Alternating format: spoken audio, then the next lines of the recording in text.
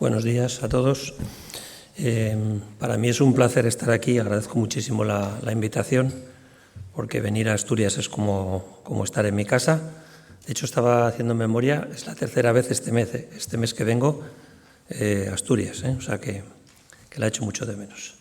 Bueno, a mí me pidieron que hablara de la experiencia del paciente con migraña, un poco en consonancia con la revolución que veréis ahora que tenemos con los nuevos fármacos, y es lo que pues voy a intentar hacer.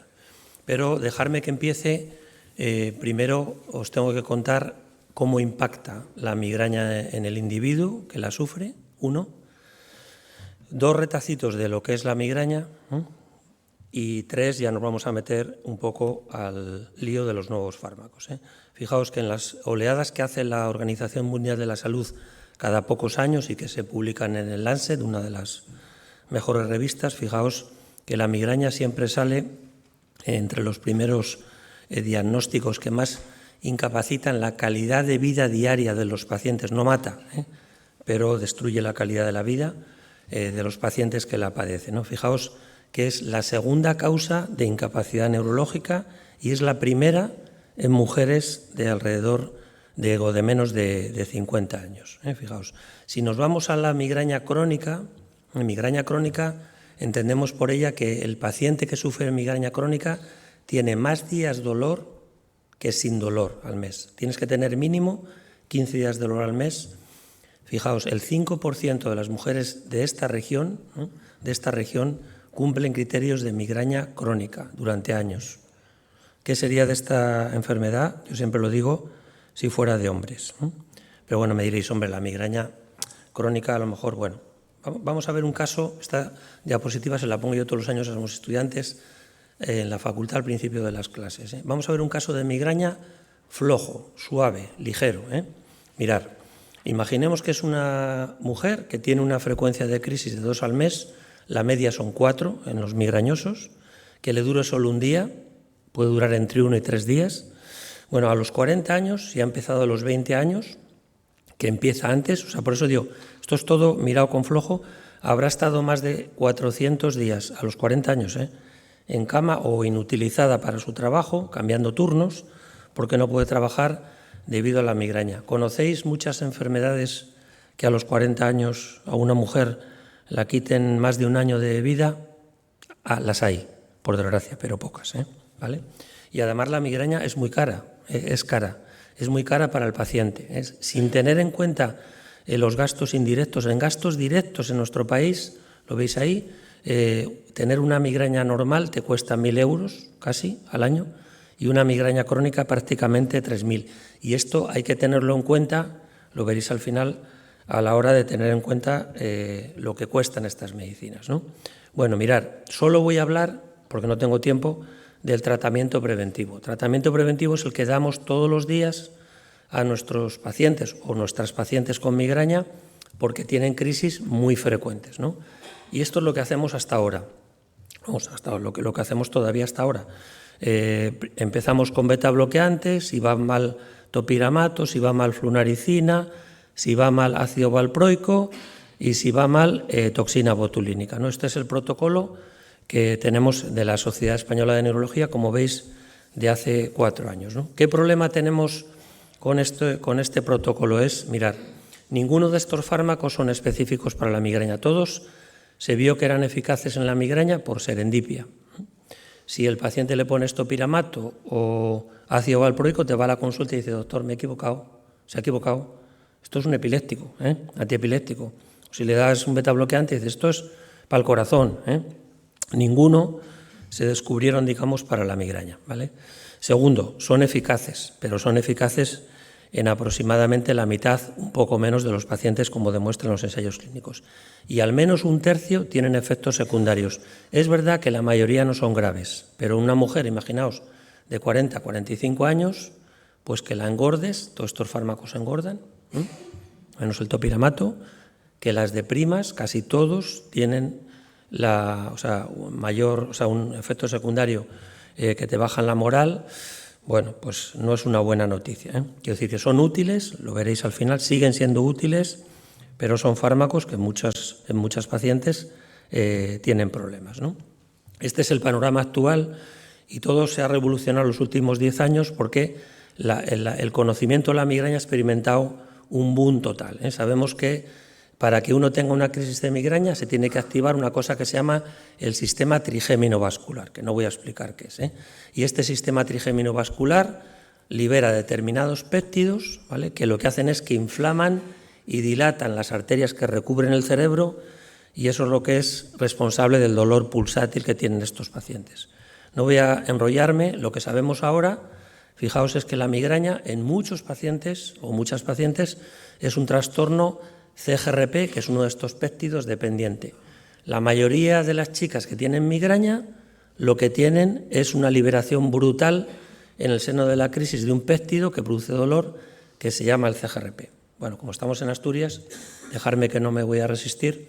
Uno de los ítems claves en este descubrimiento tuvo lugar aquí hace 11 años con este artículo. Aquí veis a Eva Cernuda, que trabaja en el UCA, que es la que me ayudaba a mí determinando los niveles de CGRP. Aquí demostramos por primera vez en el mundo que los niveles de CGRP estaban muy elevados en pacientes con migraña crónica, incluso aunque ese día no les doliera la cabeza, lo que indica que esas pacientes tienen un estado permanente o casi permanente de activación del sistema trigémino vascular. Ahora sabemos seguro que el CGRP es fundamental, porque mirad, sabemos que el CGRP aumenta, ya lo he contado, si tienes un dolor de la migraña. Si a cualquiera de nosotros nos infundieran CGRP, desarrollaríamos una crisis de migraña, o sea que se sabe, aunque no tengas migraña, y sabemos que los fármacos que bloquean a partir de todos los hallazgos, incluido el asturiano, el anti-CGRP, se pusieron en marcha inmediatamente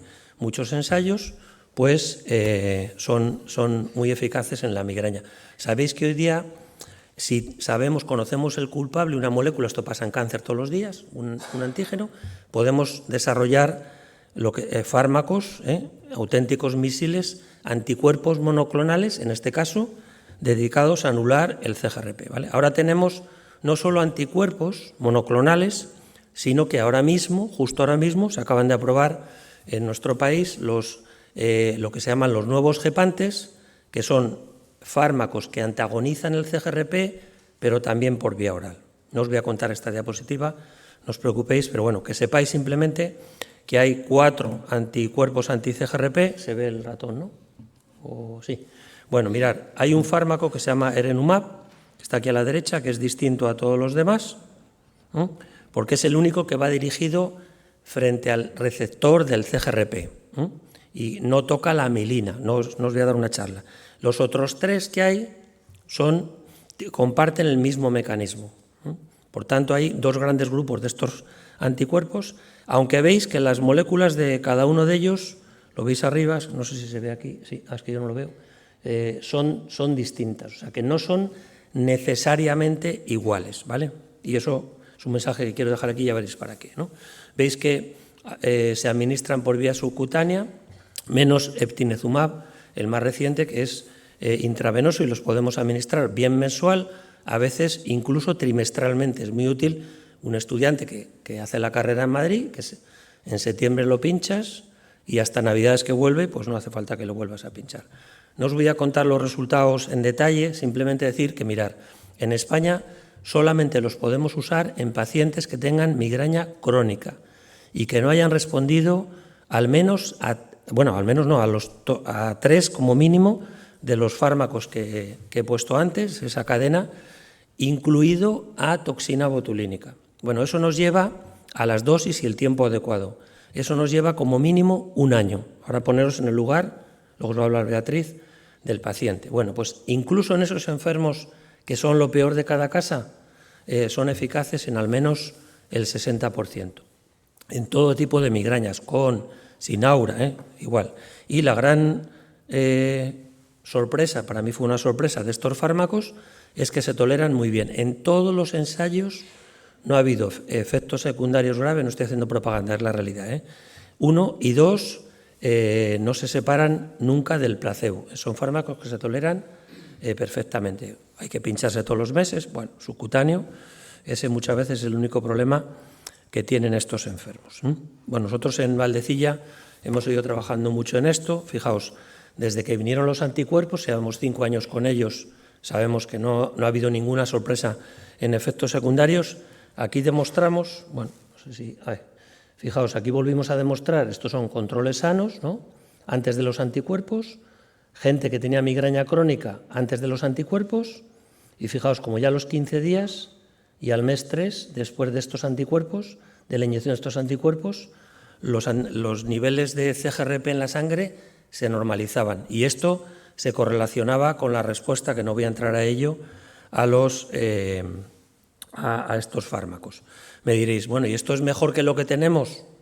Bueno, primero sí, porque responden los que no respondían al otro, pero bueno, ya tenemos datos comparativos.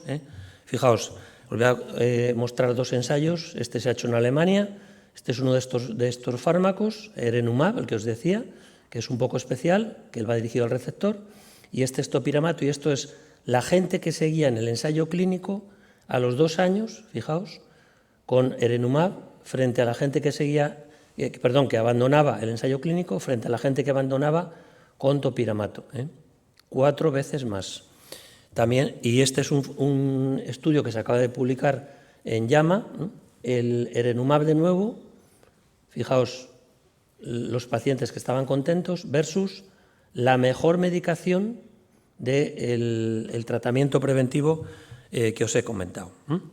Bueno, os voy a comentar nuestra experiencia con estos fármacos en el Hospital Valdecilla. Fijaos que con Erenumab y Galcanezumab, nosotros Fremanezumab hemos tardado casi 3 años en tenerlo en el hospital, pero bueno, con estos dos veis que las tasas de respuesta son muy parecidas, y veréis por qué os cuento esto ahora, a lo que está publicado. Yo decía alrededor del 60%, teníamos 53%, ¿vale? Bueno, fijaos que estas pacientes tomaban una media de 4 fármacos preventivos a la vez. 4 es que estar desesperado, ¿vale? Y les conseguimos bajar ya a los 3 meses a 2. Fijaos, el 80% cumplían criterios de abuso de analgésicos. Significa que tomaban analgésicos potentes al menos 15 días al mes. Y al final del año, solo el 17% seguían cumpliendo criterios de consumo de analgésicos. Y os voy a contar una cosa muy curiosa que estamos analizando justo ahora.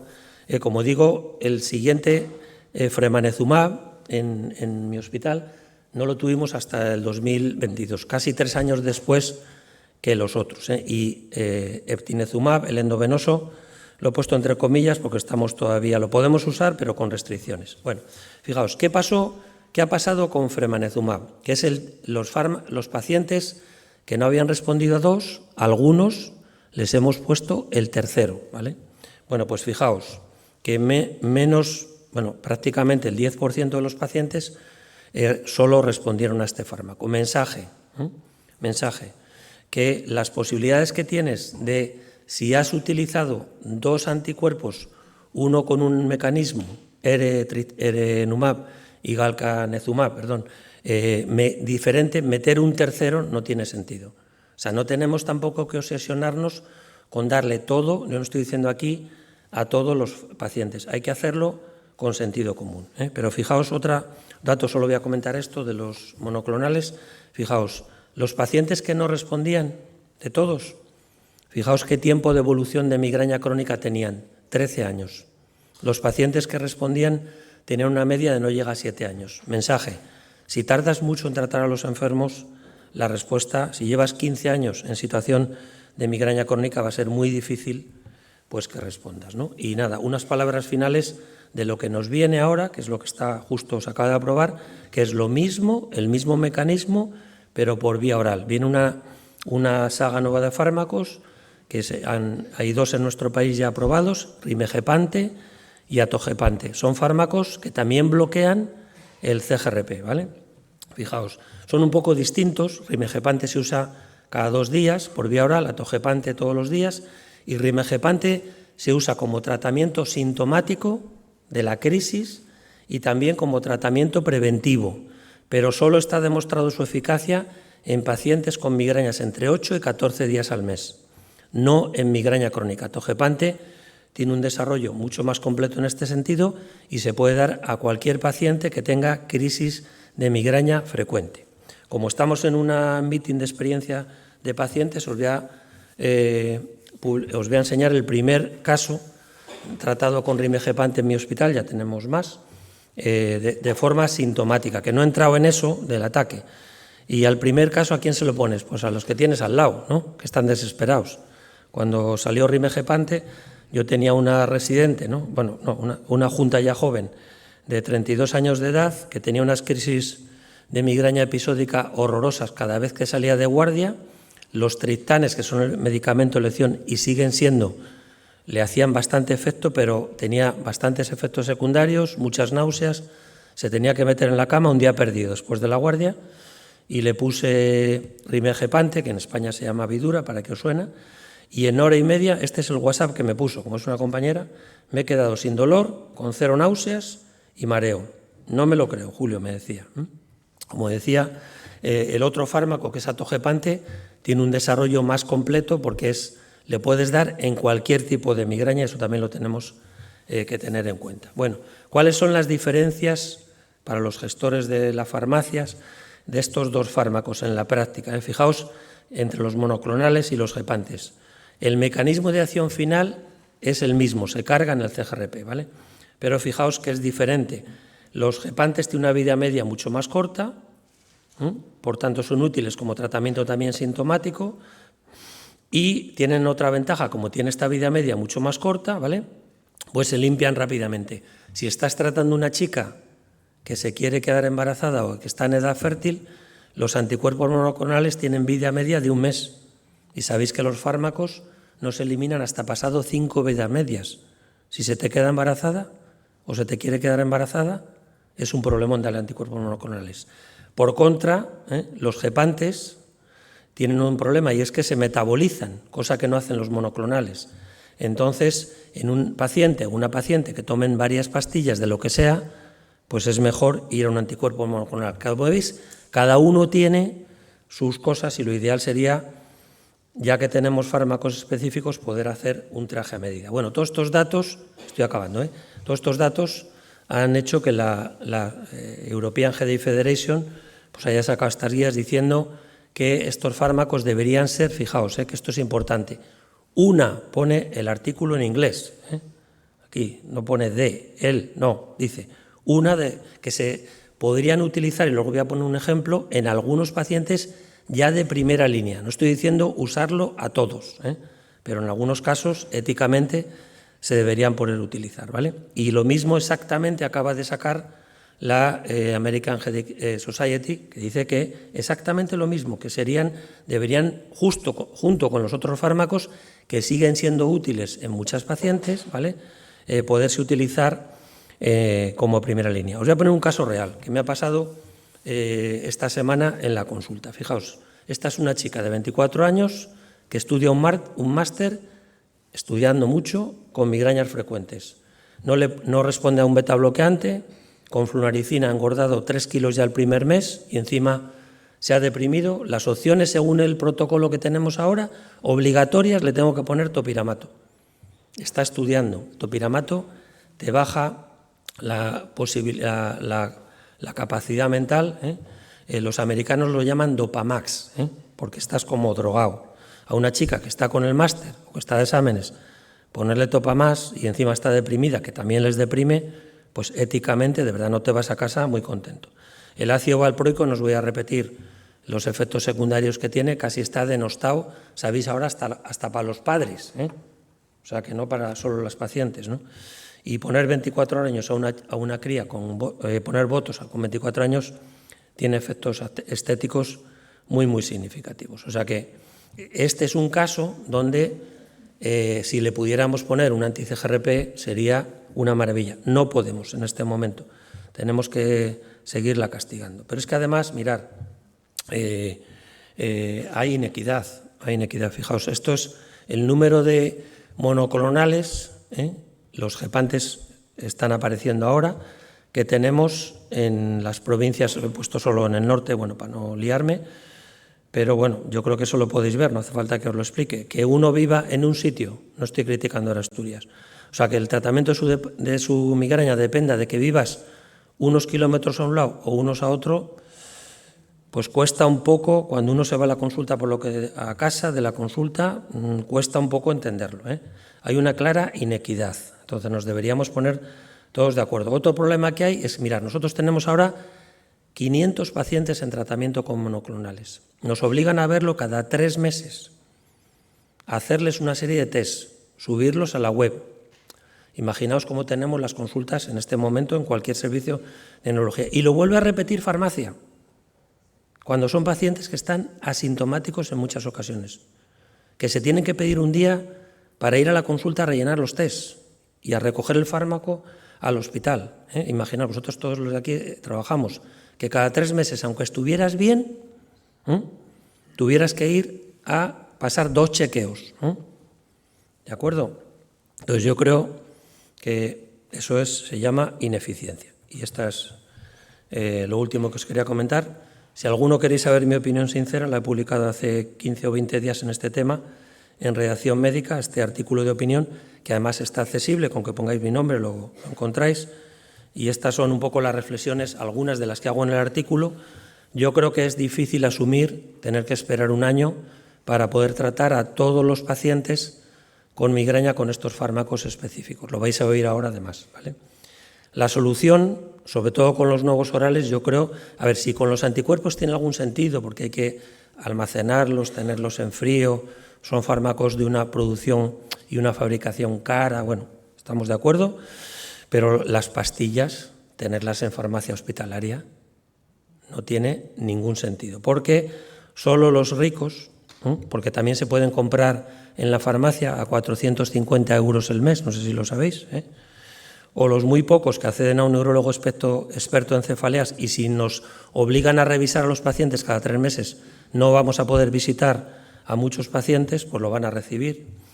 Y lo acabamos de decir, cuanto antes tratas a muchos pacientes, con estos o con otros fármacos, antes se favorece, ¿no? Yo creo que se deberían poder prescribir en farmacia comunitaria, y aquí sí critico a la industria, a un precio razonable, que hiciera rentable su venta. Se podría tratar a muchísimos más pacientes con fármacos mucho más útiles y seguros, y algo tendríamos que contribuir todo. ¿Por qué no los ponemos a un precio razonable y pagamos la mitad? Me diréis, ya está hablando del copago y tiene que pagar el paciente. Es que el paciente ya paga, es que el paciente coge bajas, es que el paciente usa triptanes 15 días al mes, que es mucho más caro que lo que pagaría por estos fármacos a un precio razonable. O sea que no tiene ningún sentido, yo creo, la situación actual. Y nada, muchísimas gracias por vuestra atención.